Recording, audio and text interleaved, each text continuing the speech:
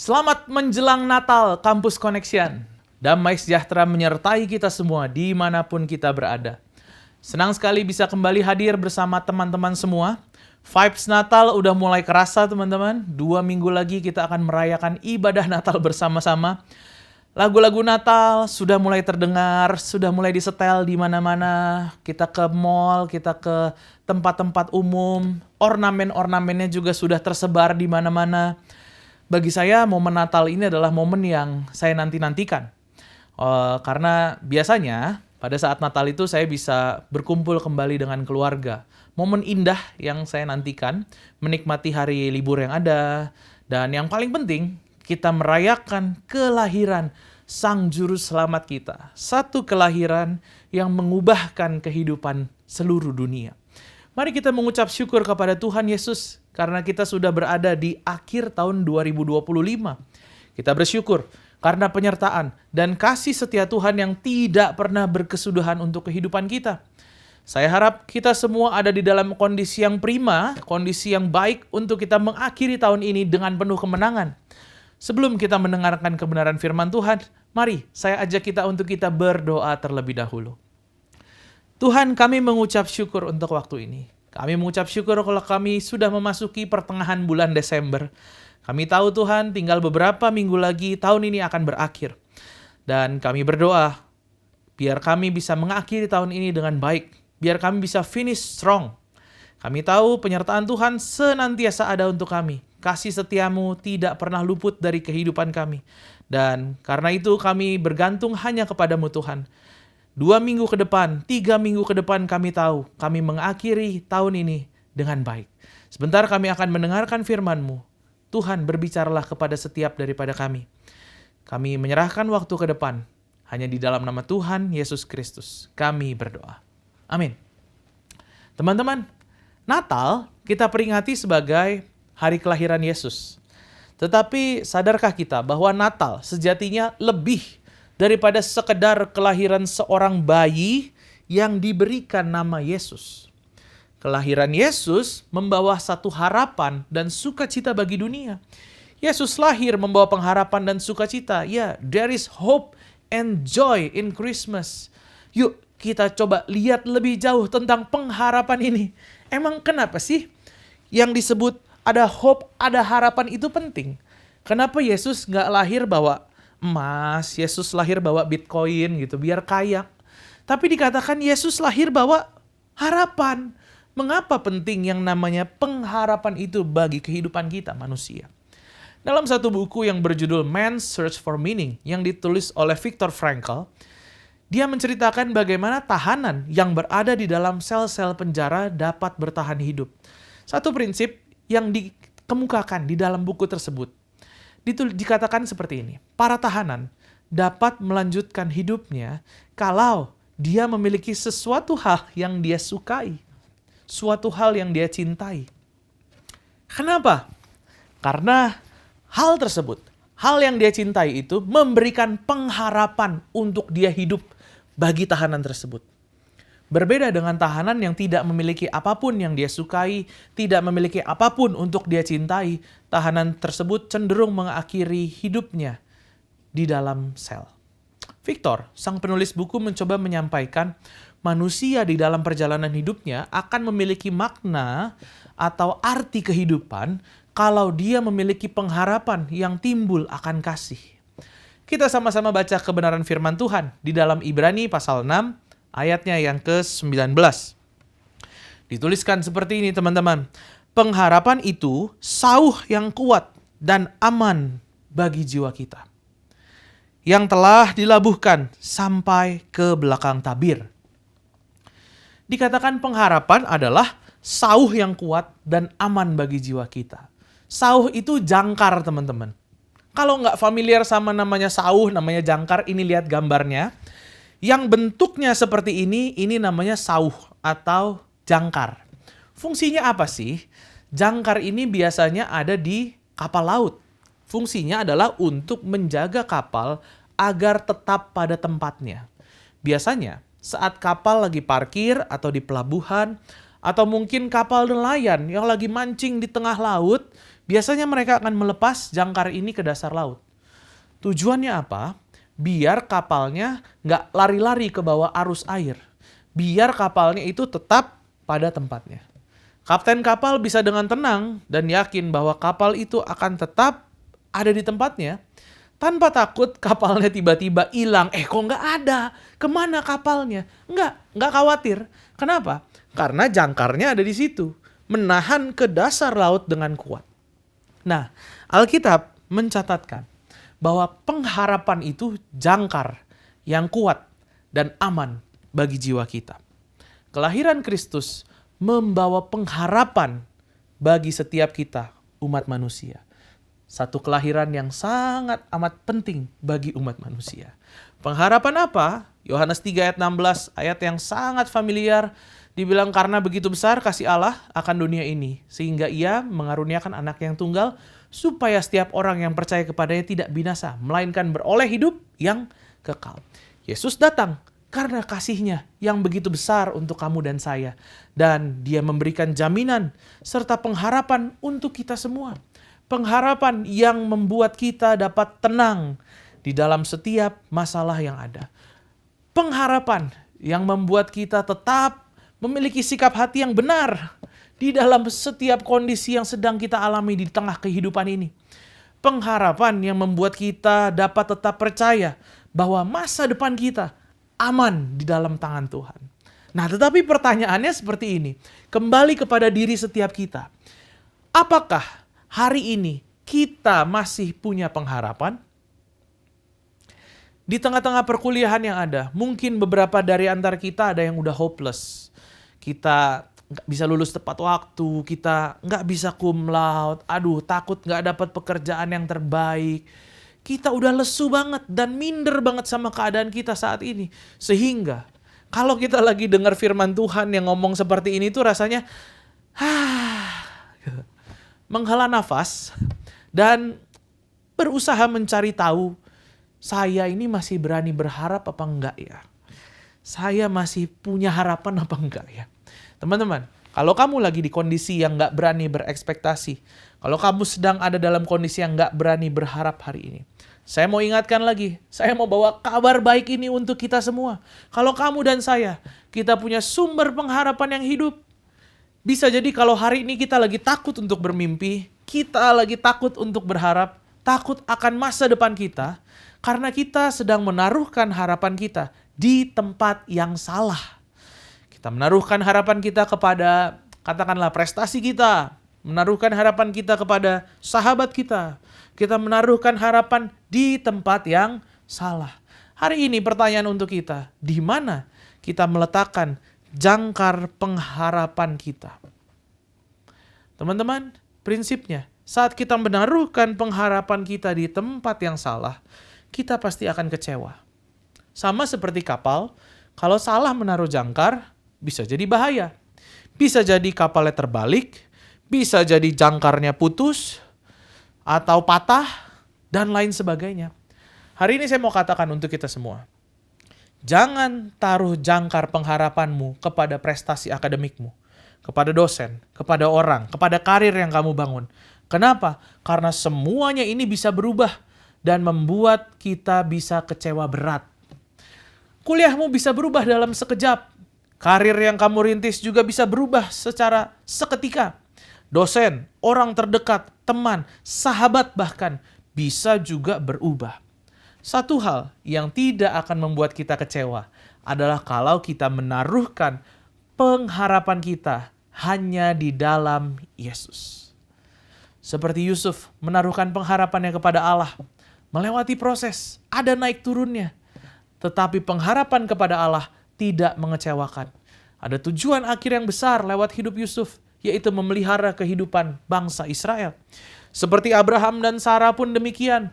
Pengharapanlah yang membuatnya tetap percaya kepada janji Tuhan. Meskipun di umur yang sudah lanjut, mereka bisa mendapatkan keturunan yaitu Ishak. Hal yang mustahil bagi manusia, tidak mustahil bagi Allah kita.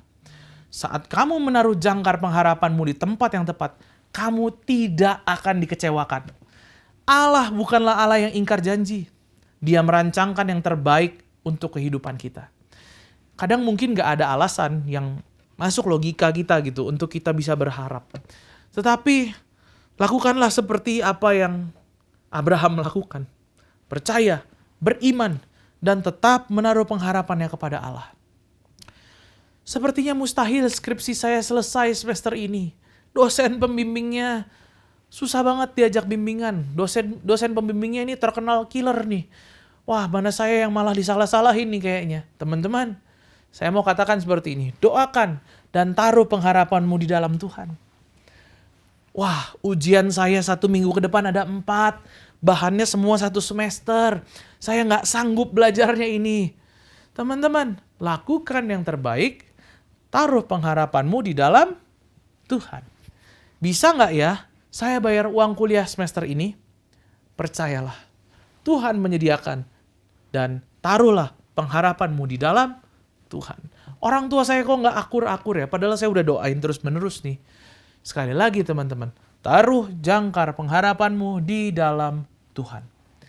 Segala hal yang mungkin nggak masuk logika manusia, yang nggak terpikirkan, itu bisa disediakan Tuhan dalam hidup kita. Hidup saya biasa aja kak. Eits, nggak ada yang aneh-aneh, nggak ada yang berat-berat gitu kak. Eits, tunggu dulu. Jangkar kapal biasanya dilepaskan ketika air itu tenang. Ombak yang biasa yang ada di pelabuhan, teman-teman. Yang tenang, bukan di saat badai di tengah laut. Arus atau ombak tenang itulah yang biasanya pelan-pelan tapi menghanyutkan. Teman-teman pernah dengar kisah cara untuk menjatuhkan monyet dari sebuah pohon? Kalau ada monyet di atas pohon, kemudian dikasih angin, dia akan pegangan. Anginnya makin kencang, pegangan makin kencang. Kemudian dikasih badai, tiupan angin badai, dia peluk pohonnya erat-erat. Tapi kalau dikasih angin sepoi-sepoi, santai, dia nggak pegangan kencang, anginnya ini enak, anginnya sepoi-sepoi, ngantuk, tertidur dan gampang dijatuhkan gitu. Ketika hidup kita tampak normal-normal aja, baik-baik aja. Kalau jangkar ini nggak ditaruh pada tempatnya, pelan-pelan, arus kecil, goyang sedikit, kasih angin sedikit. Lama-kelamaan, hidup kita ini menjadi terbawa arus dan menjauh dari tempat yang semestinya kita berada. Keenakan, pelan-pelan, sampai-sampai kita nggak sadar. Dulu tuh gue punya mimpi ini ya. Dulu tuh saya dapat visi ini ya dari Tuhan. Dulu berapi-api, semangat. Sekarang kemana itu semua? Kok end up ada di posisi ini ya sekarang? Kenapa udah gak ada di sana ya? Teman-teman, hidup terlalu singkat untuk terbawa arus. Itulah gunanya kita menaruh jangkar pengharapan kita kepada Tuhan. Masalah memang selalu ada saat kita hidup. Goliat masalah itu memang akan datang dan berusaha untuk menghancurkan iman kita. Tetapi teman-teman, Goliat dikirim bukan untuk mengalahkan Daud, tetapi dikirim untuk menunjukkan kuasa Tuhan lewat Daud. Jadi sekali lagi, taruhkan pengharapanmu kepada Tuhan yang mengasihimu. Katakan sama Tuhan, Tuhan, Goliat besar, tapi aku tahu Allah jauh lebih besar. Tuhan, aku sekarang gak lihat ada jalan untuk penelitian ini, tapi aku tahu Tuhan pasti sediakan jalan yang terbaik di depan situ. Tuhan, orang tuaku belum ada tanda-tanda untuk bertobat terima Tuhan. Tapi aku tahu suatu saat nanti orang tuaku pasti akan terima Tuhan. Teman-teman, ada satu lagu yang jadi penguatan saya ketika otak manusia ini mulai berpikir yang aneh-aneh gitu. Logika manusia ini mulai berontak gitu. Ini kok masalah nggak lewat-lewat ya? Kenapa ada terus ya? Mana Tuhan ya? Mana Tuhan mana? Gitu. Lirik lagunya seperti ini. Saya yakin mungkin sebagian besar dari antara kita pernah mendengarnya, tahu lagu ini. Lirik lagunya bilang, waktu Tuhan pasti yang terbaik, walau kadang tak mudah dimengerti. Lewati cobaan, ku tetap percaya, waktu Tuhan pasti yang terbaik. Miliki pengharapan di dalam Tuhan, dan kita akan melihat Dia bekerja tepat pada waktunya, bekerja secara luar biasa, dan mendatangkan sukacita di dalam kehidupan kita. Karena waktu Tuhan pasti yang terbaik. melewati segala jenis cobaan, segala jenis tantangan, Dia ada bersama-sama dengan kita dan Dia bersedia menolong kehidupan kita. Teman-teman, sekali lagi hari ini kita mengingat kelahiran Yesus bukan hanya sekedar seorang bayi yang lahir, tetapi kelahiran Kristus membawa pengharapan dan sukacita yang besar bagi kita. There is hope and there is joy di dalam Natal. Ingat teman-teman, pengharapan di dalam Kristus itu bukan berarti apapun yang kita inginkan akan sesuai hasilnya dengan keinginan kita, otomatis sesuai. Bukan yang seperti itu.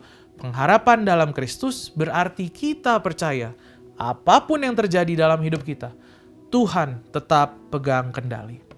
Tuhan tetap ada dan setia di dalam hidup kita. Tuhan tetap menyertai hidup kita, dahulu, sekarang, dan selama-lamanya. Teman-teman, dalam 3 minggu kita akan mengakhiri tahun ini dan kita akan masuk ke dalam tahun 2026. Saya mau ajak teman-teman untuk menuliskan harapan dan goal kalian di tahun depan. Belajarlah untuk menuliskan apa yang menjadi impian dan harapanmu untuk hidupmu di tahun depan. Kalau hari ini teman-teman sudah mulai menuliskan harapan-harapan kalian, simpan baik-baik. Bawa itu di dalam doamu. Jadikan itu pengingat bahwa kamu punya pengharapan di dalam Kristus. Coba tepuk pundaknya sendiri dan bilang, saya punya pengharapan dalam Kristus. Saya punya pengharapan dalam Kristus.